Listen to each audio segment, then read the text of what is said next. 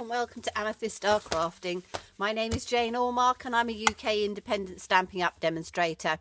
And today we are going to have some fun with the Under the Umbrella punch.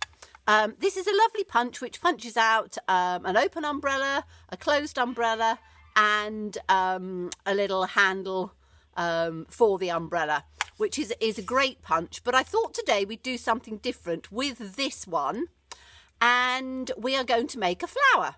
So what we need to do is we need to punch out 7 of these first of all. So let me just show you. I have punched out 7 of them. Okay. And we then need to punch out a little 1-inch circle because that'll help us to put them together. We're going to be using some sort of yellows and things. So to start off with, that's the 1-inch punch that we punched the centre with. So we're going to start with crushed curry, and we are going to take a sponge dauber and we are going to go round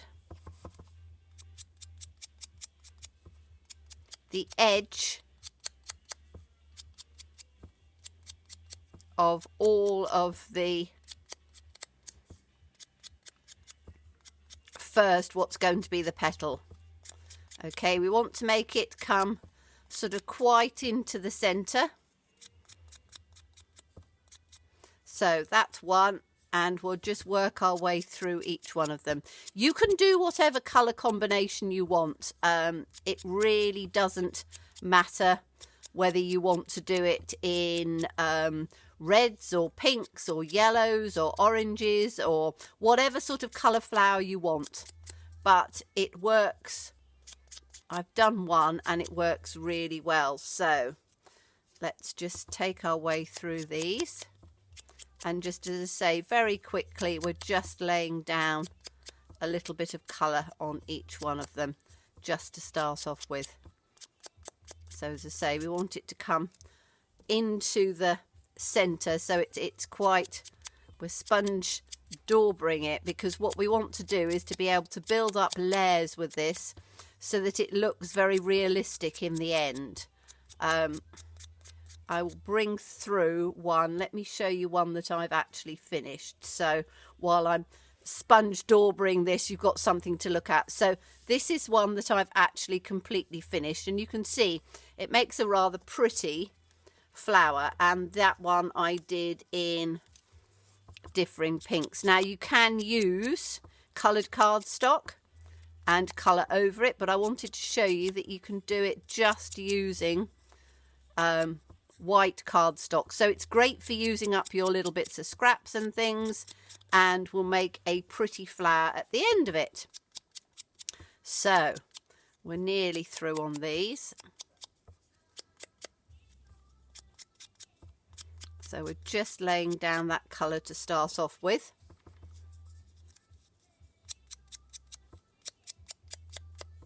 So last one. But you can see it doesn't take many minutes. Okay, so that's those done. And that's all we need for our sponge dauber for now. And then we are going to, let's put this back, we are going to put it together. So we need to take our little circle, we need to lay down some wet glue, and it's easier to do wet glue because it allows you some wiggle room, and it's quite important to have some wiggle room before it completely dries, so you can reposition your petals as you want. So taking the first one, we're just going to put it in, just in on the centre like that. And then the next one we are going to lay just outside the top piece. So this little point here, you want it just outside it. And then we're going to go round to the next one, and again just line it so it's just outside that little point there, and we'll work our way round. And you can see that I'm only just sort of resting it on to start off with, because you want to be able to move it so that you get them completely even.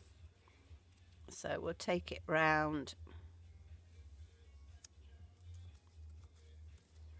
and take it round too.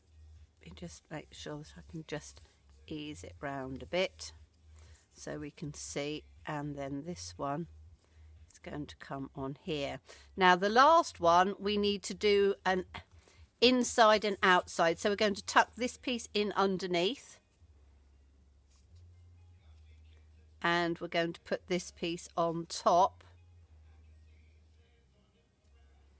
and then ease it round. Okay, so now we can pick it up and we can then just move it round just a little bit so we can see that we've got all of these pieces where we want them. So this one needs to be moved out just a little tiny bit,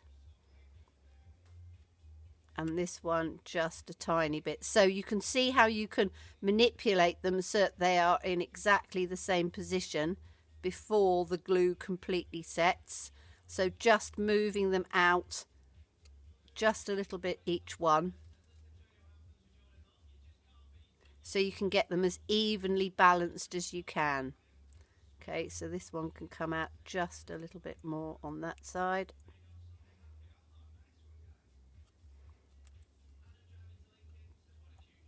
And that one just a little bit on there. Okay, and once you've got them exactly where you want them, you can then press them firmly down. Now, for the centre, we are going to put a little tiny black centre in there. So any little tiny punch that you might have, I've got a little one that's retired, but any small size circle, sort of 1/2 inch or smaller, and I'm just going to take just a little tiny piece out of here, and again I'm going to put a reasonable amount of glue, and again I'm using wet glue for this, just in on the center. You can use some of the large faceted gems, but I wanted this to be done with the black center because we're going to variegate it like this one so that it makes it look a little bit prettier. Okay, so now comes to the colouring part to actually make it look realistic. So I'm going to take, I want to do it in sort of oranges and yellows. So I'm taking Calypso Coral, and I'm literally just going to start colouring it in. So I'm going to take it round on each one of these with the Calypso Coral.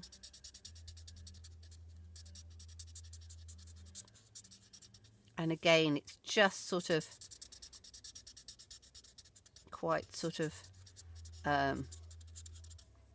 loosely, just giving a little centre to it, because the more you can sort of colour it in, the more realistic it will look when we've actually finished it. So just colouring in this centerpiece.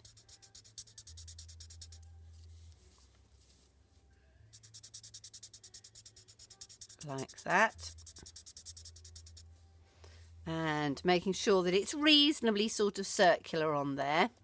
Then I'm going to take the Dark Daffodil Delight, and I'm just going to blend some of this through and up a little higher. So just taking it through. I think my Daffodil Delight's getting a little old, so I probably need to replenish it. So I'm not sure how this is all going to come out, but I think it should. I think it should work fine, because as I say, it's a matter of building up the colour in underneath. So at the moment it looks a bit what should we say,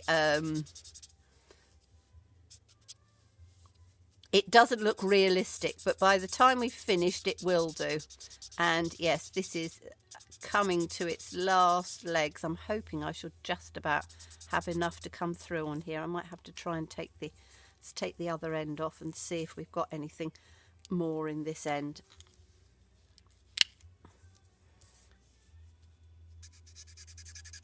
Oh yes, there's a little bit more in this end. Okay, so we're just going to take it, as I say, across on here.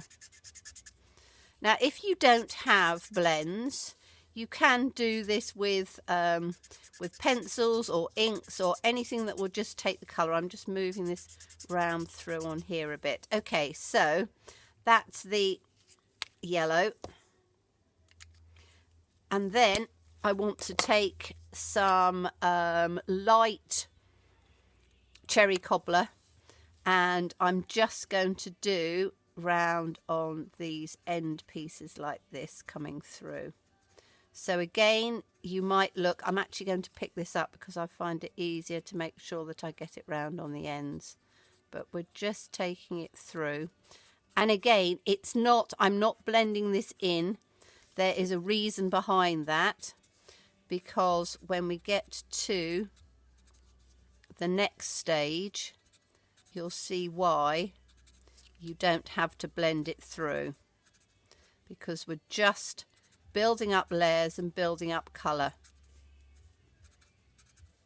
So just round the edge of this one.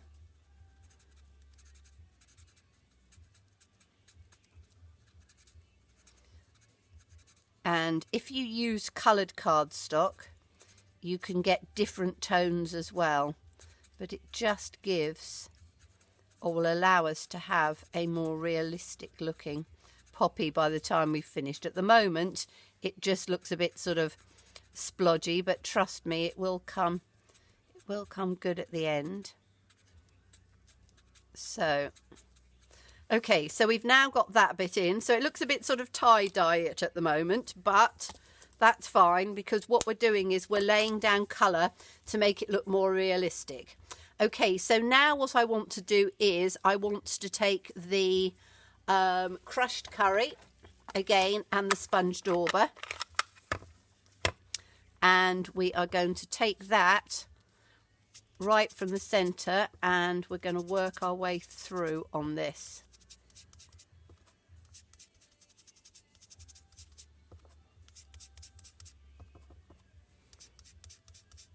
Okay, so we're now going to be taking this and working it over the top.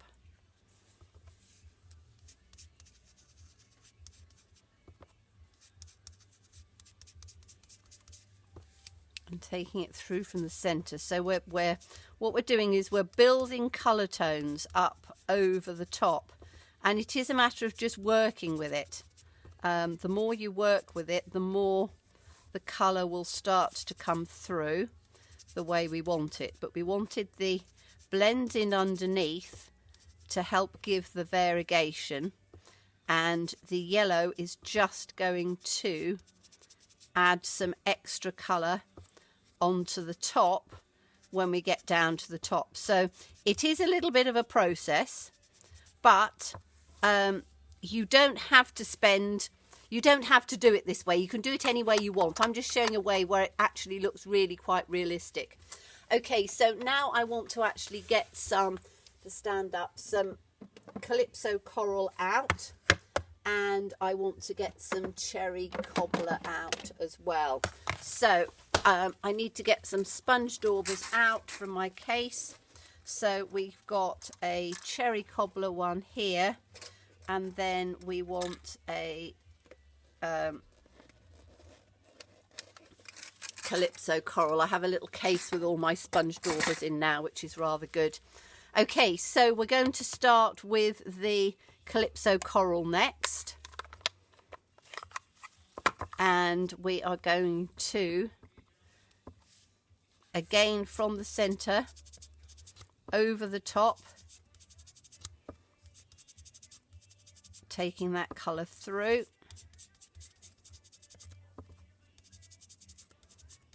And by blending it as you go, it will start to blend those colours in quite nicely.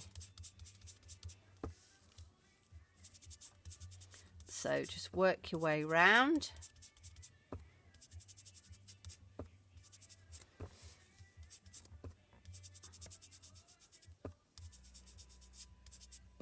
Like this.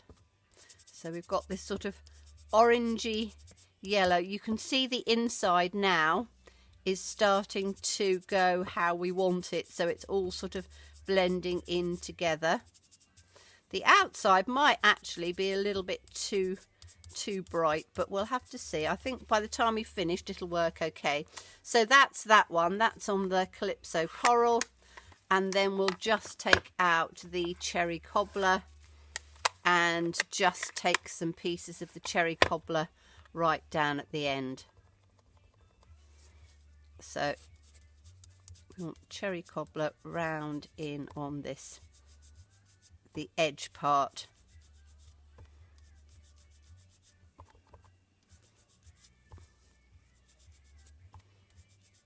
On there.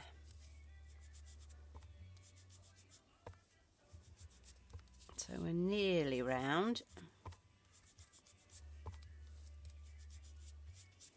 And as I say, you can spend a bit more time than me. I'm sort of racing at this to build your colours up a little bit more. But that's that I think will do.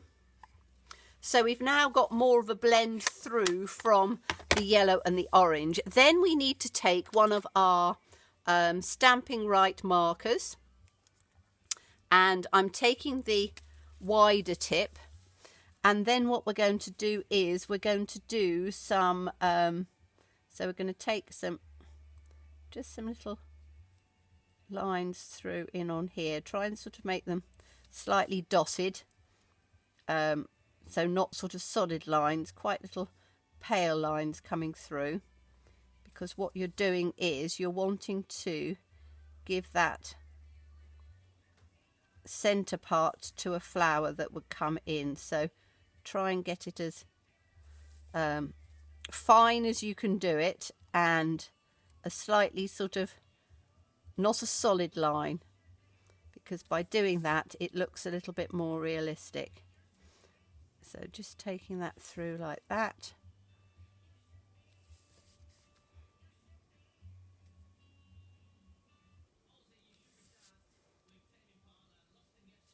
And this little last one. Like that. And then you've got the centre of your flower. So you can then take, let's take, just to sort of show you how it would sort of work.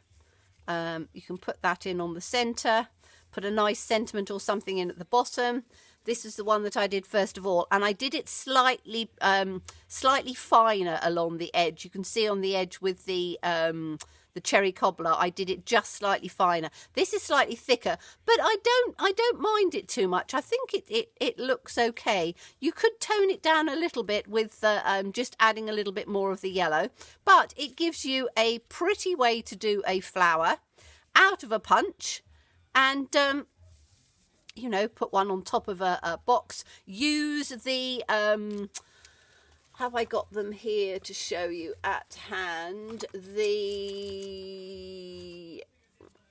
don't know where my little box is with these. Let me just have a look and see if I've got it in here. Yes, I have. If you use some of these, now these would be absolutely lovely, the faceted gems. You know, put one of the large faceted gems in the centre like that, and you've got another completely different look. And what I would do is I would cut a larger circle and put the faceted gem inside, so you've still got the outside part, because I think it makes a difference having the black centre, particularly if you're going to sort of variegate it. So anyway, an idea using the punch, which is, where is it? Let me get it back in again. The Under My Umbrella coordinating punch, and doing something different with it. So thank you so much for watching me. Do look forward to seeing you again. Bye bye.